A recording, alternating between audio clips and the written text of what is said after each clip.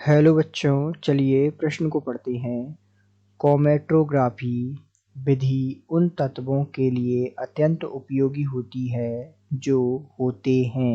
आपको विकल्प दिए हुए हैं। विकल्प ए है बहुत क्रियाशील, विकल्प बी है बहुत कम मात्रा में उपलब्ध, विकल्प सी है प्रचुरता में उपस्थित और विकल्प डी है उच्चतम विद्युत धनात्मक।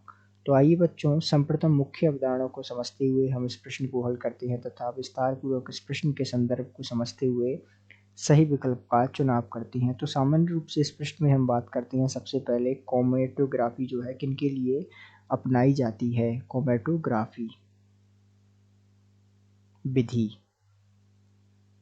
तो ये विधि सामान्य रूप से उन तत्वों के लिए अपनाई जाती है, अर्थात क्रोमैटोग्राफी विधि उन तत्वों के शुद्धिकरण के लिए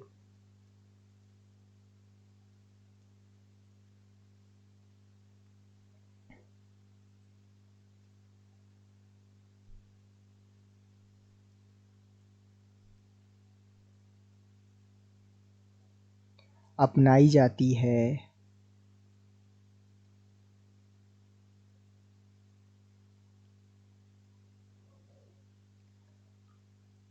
या उपयोगी होती है जो बहुत कम मात्रा में उपलब्ध होते हैं, जो बहुत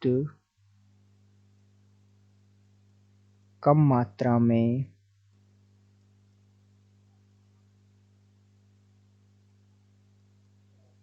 उपलब्ध होते हैं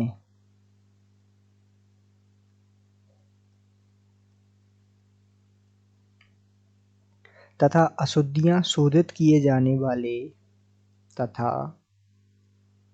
अशुद्धियां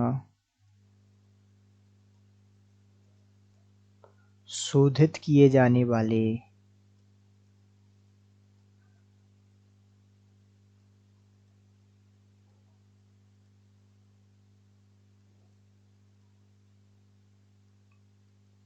तत्वों से रासायनिक गुणधर्मों में भिन्न होते हैं।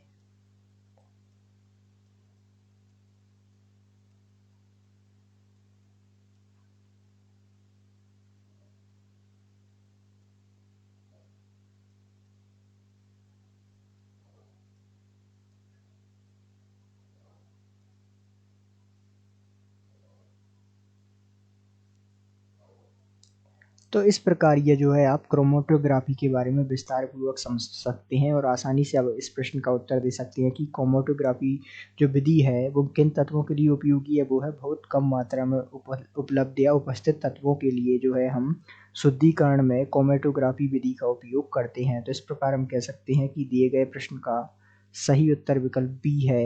आशा करते हैं आपको समझ आया होगा। धन्यवाद।